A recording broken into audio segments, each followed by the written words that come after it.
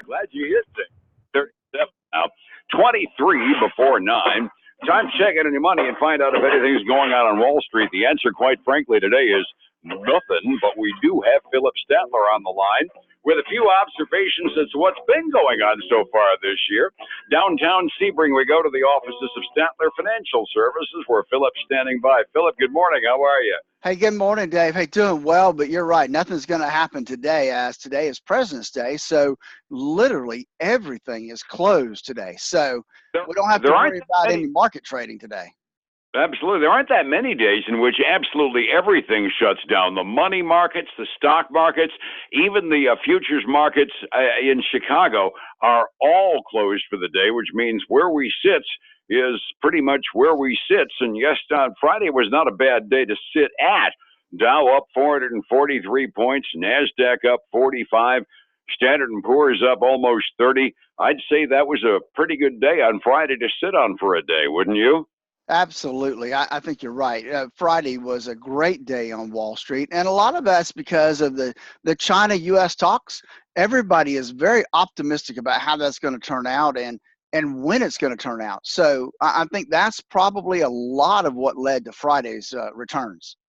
That and a little bit of just to breathe a sigh of relief that, yeah, we're not going to shut down the government, and a little bit of hangover positive on that. I found it kind of interesting. If you look at the stock market on Friday, happy days are here again. Everything's going up. But, you know, we talk about the risk of a recession and where we're going to go with our money and what's going to happen to our IRA and 401k. And if you look at the stock market, you get one message. And you were reading an analyst that says he's reading exactly the opposite out of the bond markets, huh? Well, exactly. So we're getting the tale of two stories here, right? We're getting what the stock market is telling us. And the stock market, remember, is a gauge of what traders believe or investors believe is going to happen in the next 6 months to a year. So it's heading up. So people are thinking that the markets are doing well. We're going to see some growth. Well, on the other end of the spectrum, we have the bond market. And the bond market's actually telling us something totally different. It is actually the yield on the treasuries are dipping significantly. We've not come close to, last year we hit that 3.2, 3.25. Right now we're somewhere around 2.6 on the yield, which is relatively low. And remember, when the yield is low, that means people are taking money off the table and buying treasuries. And so if they're buying... Which generally indicates a flight to safety and concern. So, yeah, you look at a 10-year Treasury bond, I'm showing 2.66% as of this morning. That indicates they're buying bonds like chiclets because the Fed's doing their level best to get it up to 3. Exactly. And so a lot of, what I read was, some of the indications of the Fed, the end of January, is also helping to push stocks up. Because they came out and said, well, maybe we won't raise rates 3 times or 4 times this year. Maybe we'll limit it to 1 or 2. And so that's also helping the stock market as we look at where we are right now. I keep reading, especially the cynics in the stock market, talking about how artificially low interest rates are giving us an artificial boom in the market. Well, doggone it all, we've been down around next to nothing for interest rates for the better part of 20 years.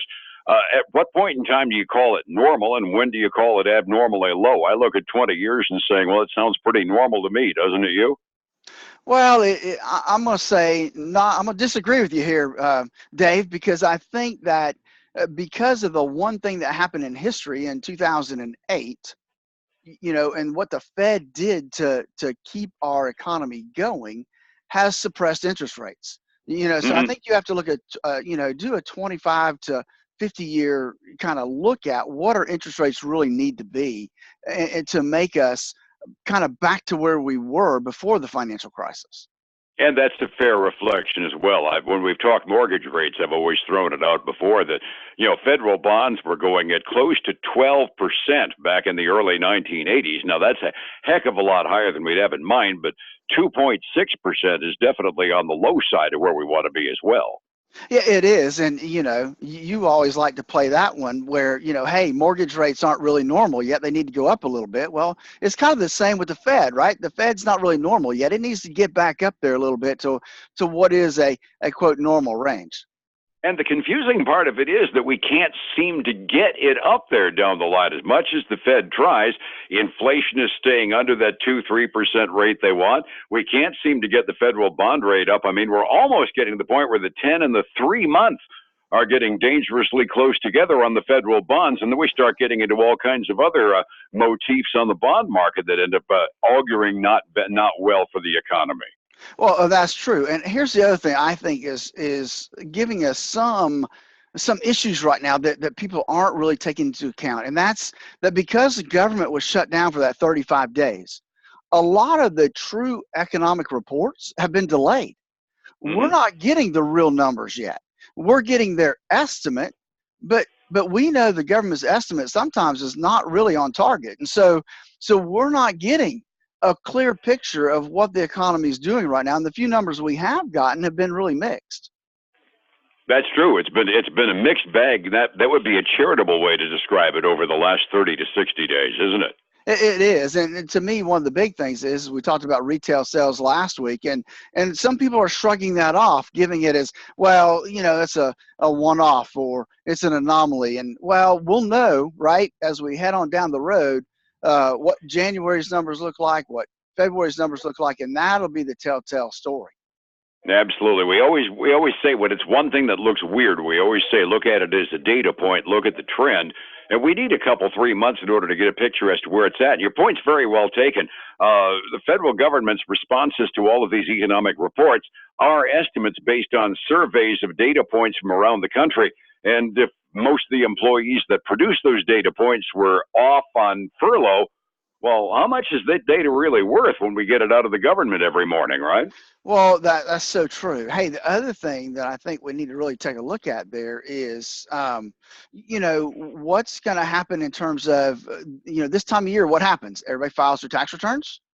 Everybody gets their refunds. Well, we've already heard that refunds are 8% lower than what they have been.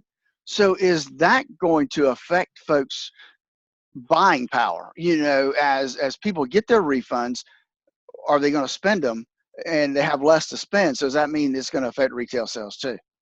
That's a legitimate area of concern. One of the pundits I read over the weekend was saying that federal tax refund season is always a big boost for retail sales because that's when customers go out and say, hey, wow, I got some extra money. I'm going to buy that big screen TV. Well, if I've got $400, $500, $600 less than I had last year at this time, granted, it may be poor tax planning, but nevertheless, it's part of our culture. We look at it as free money back from the government, and when we don't got it, we don't spend it, right? Exactly right, and you're so right. And I'm seeing on average probably 5 to 10%. So if you average it, we're probably at 8%. Their refunds are less than what they were last year. Well, we're just full of merry sunshine this morning, aren't we? Well, hey, we try to keep it honest here. That be true. The other news item that's worthy of note happened after we went off the air on Friday. Amazon told New York to stick it where the sun don't shine and pulled out of New York after Congressperson Cortez and a few local politicians started saying, we don't really like those tax incentives. Amazon said, wait a minute here. If we got to put up with years and years of that bull crud, we're just going to pull out. And New York is kind of sitting back saying, how on Sam Hill are we going to be able to spin this into a positive? Well, let's face it, New York is New York, right? And so I think that if you start having to deal with tax incentives to get somebody there, and I think Amazon started weighing the true cost of what it was going to cost, not only just in taxes, but in exorbitant real estate costs as well. I think they finally decided that, hey, maybe this wasn't the best decision that we should have made. Yeah, it could be some stuff in the background as well. The thing that I think really pushed him over the edge, at the very least in public, was the local politician that was making the most negative noise about the tax incentives given to Amazon to get him to come. He got appointed chairman of the state board that was in charge of dispersing and approving the tax incentives that Cuomo and company had negotiated. And if I were Amazon, I kind of liked what the Berkshire Hathaway #2 guy said over the weekend. Really dumb to drive rich people out of town, but they did it. Yeah, they did, and you're so right. I mean, I look at States like New York that are literally, because of their tax rates, they are driving people out of their state. Um, and that's sad because they need the revenue.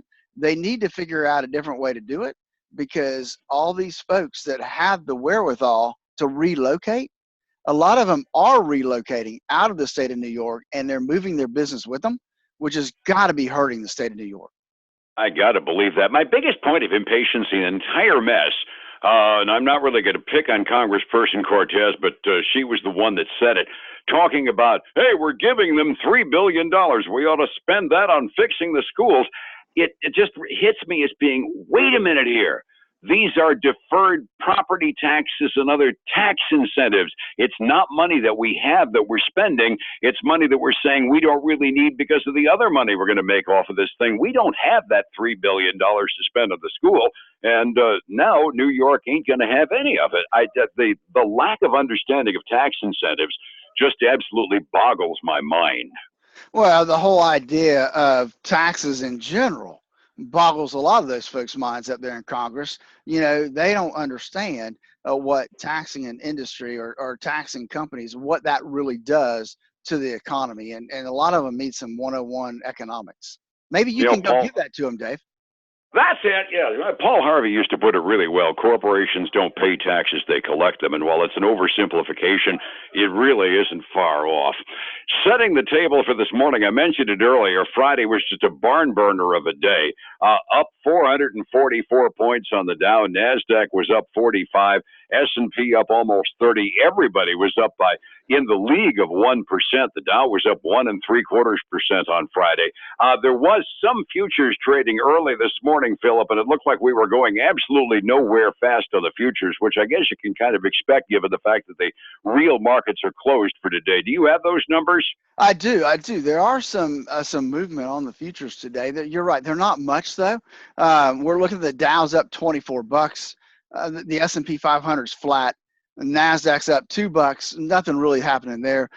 Gold and silver are both up about 0.5% this morning before well, I guess before the markets open tomorrow. They can still change. And then the big one, I got to say that crude oil is substantially higher from where you and I talked on Friday. It's up over 55. It's up over 56. It's up to $56.15 a barrel right now. A huge move from Friday. And somewhere down the line, Venezuela's got to get their act together and let us stabilize that. That's all there is to it. It's President's Day here, but overseas it's just February 18th, so consequently overseas they have been trading. Asian markets generally up early this morning when they closed. Europe has some jitters on the Brexit situation and Italy's government, so they're generally trading down this morning. Phillip, somebody want to turn this information into a fruitful retirement for you and your family. How would I find you on the phone? Dave, they can give us a call at 382-0037. Follow us online or our website, statlerfinancial.com. Follow us on Facebook where we repost these every day at Statler Financial Services. Like our page there and you'll get these updates daily. And then follow us every weekend for the Statler Financial Radio Show, noon on Saturdays, 10 a.m. Sunday mornings on your sister station, News Talk 730 a.m. And back here tomorrow morning when we throw some real money around starting about 9:30. Fair enough? Absolutely, man. Talk to you tomorrow. Have a great day. Thank you.